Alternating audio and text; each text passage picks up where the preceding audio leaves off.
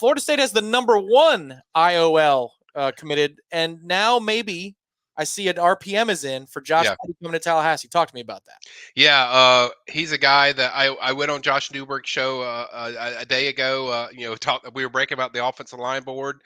I told him that there's a surge going on with Petty. I wasn't ready to just, hey, FSU's a leader, but I'd heard a lot of buzz. The communication I've got around his name from the FSU circles had been really strong and more consistent than I've ever heard it. So I knew they were very much in the picture.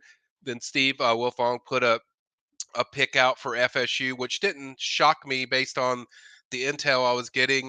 But I wasn't brass as to put it out there as far as a pick. But I definitely think FSU is surging. I think that's the guy that visited in the spring and April, really connected with the family, and also just the offense in general. I think really he watched them practice, so he kind of envisioned himself in this situation, and I think if you a lot of people when they watch FSU, when Mike Norvell says, "Hey, this place is built for playmakers," but you're thinking receivers, but a lot of times it's built for playmakers at offensive line because they're playmakers too. They make everything go in the front, and I think a lot of kids that visit see that. We've seen that with a lot of these kids that have visited FSU that they probably sit in a good position for, like Max Buchanan, 4-star out of Seminole, Sanford Seminole. I think they already have a 5-star in Solomon Thomas, and then another guy, Zaire Addison, is another one that they've done a great job with early on. But they've seen how this team works, and it's just captivating as far as when kids visit. Now, sometimes don't expect it to be one visit, but Josh Petty, I think they certainly got some surge of momentum going there. So there's a bit of news out of Auburn. I don't know if you saw this, Michael. It just happened in the last 15, 20 minutes as we're Okay. here on Monday Smash. Tight end Hollis Davidson, Hmm. tight end Hollis, he just decommitted from Auburn, which Yep. that could be an interesting development. I know we're jumping. I want to get back to the offensive line in just a minute because I feel like that's a big theme here for Yep. this upcoming class. But what do you think about Hollis Davidson decommitting from Auburn? I see you nodding. Yeah, I'm not shocked. I told people this because a lot of people laughed when I told them this. Like when he did his visit, there was a lot of really.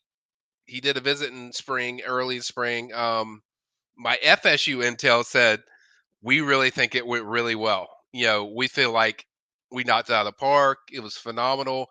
Hollis was more, I don't know, in control of not just letting everything out. And I was like, so I told people, like, telling you guys, they're much more in this than you think. Oh, he has an official visit. I think he plans to visit FSU officially, and that would be the team.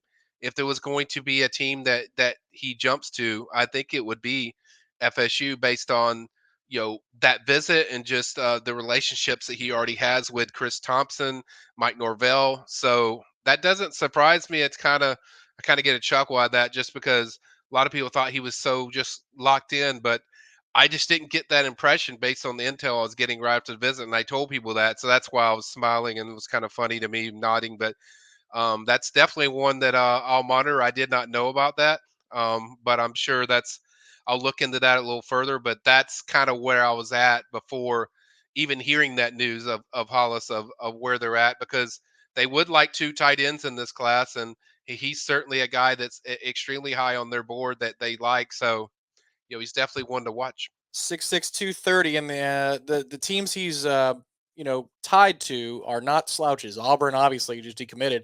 Yeah. Tennessee and Florida State. So yeah, this is an SEC caliber tight end based upon the offer list. So back to the offensive line. Here's a question from Tom. Seems like we're in the mix for several offensive linemen. Yes, many offensive linemen, I'd say. Yeah. Any of them that you would classify as a center? Well, what do you think, Michael? Not not really. I wouldn't classify any as a center per se that I've seen. That doesn't mean they can't play it. I just that hasn't been the wording I've heard. Is mainly interior or outside guys.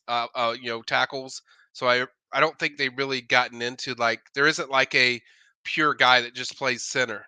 So I'm sure a lot of these guys like Max Buchanan and others, they can play multiple positions. They're versatile. They can do a lot of different things, and center could certainly be a place that they play. Even Solomon Thomas, who's committed, he could also potentially do that. But it's not something I've heard that there's a classified center in the class yet. Makes sense. We have been a Maury Smith and bust or bust kind of a team for a few years, so we'll see if they cultivate some options. Obviously, that are already on the roster. R. Wilmer has put this in the chat a few times, and I understand why, but he's hoping for the same excitement from the defensive line, especially defensive tackle, on the recruiting board. Yeah, Any news on that front? He asks. yeah.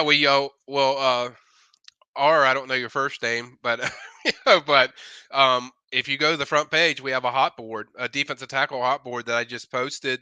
I think there's two guys in there. I think people can read between the leaves. I'm not going to tell everyone what was in there, but there's two guys in there that I feel FSU sits in a pretty good spot with as far as the recruitment right now.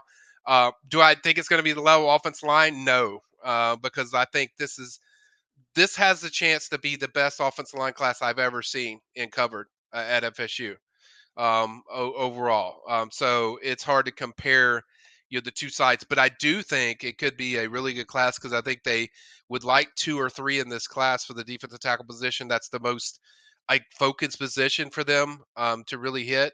Obviously, they have a lot of guys that transfer portal they got in there, but you're probably going to lose some guys. So I think it's a position they know they need to hit on at least two. If they can get three, that's just a perfect scenario. But I think if you get two solid, really good, talents, I think they'd be pretty excited. And so far, it's a good sign. It's a lot better than what I've seen in the previous years as far as going into these summer official visits. So there's definitely you see a possibility and you see the kind of pathway to get to that two or three mark right now based on kind of how the hot board sits.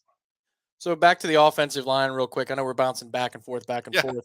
it's okay. What has evolved for Florida State in terms of high school offensive recruiting? Is it just it's in the results? Florida State's winning football games. What do you think has been the difference in putting Alex Atkins and this staff in a position to land this kind of O line class?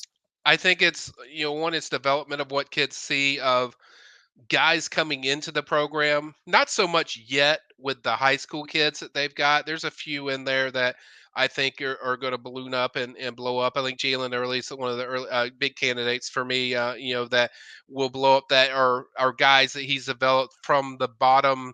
Since they got him and they signed. But I think the job he does with guys that haven't been in the program, the development. And the way he coaches, in the way the offense looks, there's no question. I'm not saying anything Tom doesn't already know when I say FSU wants to run the ball, Yeah. and offensive linemen love schools that allow them to run because run is just effort, pushing, controlling your base, controlling where the line's going, controlling where the ball is going. And with FSU, they run a lot of variety stuff, and that just gets even people more excited. I think a lot of offensive linemen in high school, they're not as defined in the pro set as far as pass pro and all that stuff. So the run stuff is just it's a more comfort thing. But I think it's also the way Atkins teaches his development, the way he gets the message across. It's kind of somewhere I trait to just what Patrick Surtain does at the cornerback. He gets the reception that he's looking for. He gets the reaction he's looking for, the coaching and the teaching, and because coaching only matters when the other guy that you're teaching, can show you what they're doing. And I think that's what it gravitates kids to this team. Plus, the offense is exciting. They throw, they pass, they do a lot of different multiple sets of ways they use guys. Where it's tight end, receiver, running back, and even offensive line. They love to rotate if they can. And I think it's his teaching ways, the way he is personality wise, it just resonates with a lot of these guys. Linebacker recruiting. It seems like this class has a chance. Like Yeah. 2025 as a cycle has a real chance with some big time names, cerebral, athletic players. Talk to me about linebacker recruiting because, and I'll add one more footnote. I think the two freshmen that they brought in, though they hmm might not be heralded in the ranking services, Hickman Collins and Parrish, they look a little different to me too. Is there an uptick in your eyes of what you've seen? Yeah. I was going to say before I start, when I went to spring practice, the position that flashed at me a lot in all three ones I went to was linebacker. I was really impressed with the Crier kid. There was a few other kids, Sean Murphy, a lot of guys that really jumped out to me the more than what I've seen. So development wise, I don't think that's the problem that FSU fans have with what they say at linebacker. The work they did with Tatum, the work they did with Kalen and these other guys. Omar Graham's another one that probably is going to play, good amount. But yeah, the linebacker recruiting feels a little bit different this year. You already have 4-star linebacker Ethan Pritchard. He's already in the fold. Sanford Seminole is a teammate of Max Buchanan, who I mentioned earlier on the offensive line. So you already have him. I think they're likely to get Tavion Wallace. He's another 4-star linebacker. So they sit pretty good for him. And then you look at these official visits. I think Ty Jackson's on there, another 4-star linebacker. So there's several guys. I think they're going to be able to, smile a little bit just on what they've done so far, based on I can only go by what I have right now, guys, and the criteria and the way it's trending and developing. And so far, I think it's been fairly positive of that linebacker position. It feels a little different. Before, it just feels like pushed and rushed and man, is this guy going to give us a visit or stuff like that? But this year it feels like there's more of a receptive attitude with high school recruiting, compared to what I've seen before. And maybe a lot of that's what Tatum and Kalen have done on the field. That's really just caught their attention, or maybe it's just the defense in general with Adam Fuller. That's really, they're loving it and they kind of envision themselves being in it. So I think they've done a pretty good job so far. If I'm a linebacker, let's get after the quarterback, Michael. Just the difference between, say, 2 or 3 years ago. Yeah. And Kalen DeLoach's speed helps. Don't get me wrong. I mean, like, there are very few who could go and can move like that. Right. Right. The blitz packages seemed like they got home more this last year. They seem more fun. Yeah. Having great defensive tackles helps that, obviously, but it seems like it was a lot more fun to play this defense last year, and kids love to have fun as they're playing, so that would Yeah. make sense to me. In terms of, I know that they got visits lined up starting in June, and it culminates on the 21st. But for those of us out here who are wondering what's next on warchant.com, what's coming up Yeah. on the So recruiting board, go ahead and promote what's Yeah, coming up. so the official visits start like May 31st for FSU. People can go down the list. I think Ben just showed you kind of a glimpse of just the 21st. What I characterize when I watch the 21st is, man, look at the offensive linemen that are coming in for that weekend. Massive guys. I didn't even mention Ty Haywood. He's another 5-star that he will visit that weekend. Offensive line. You got a chance to reel in Zaire Addison on that 21st. So that's kind of the storyline for me in the 21st.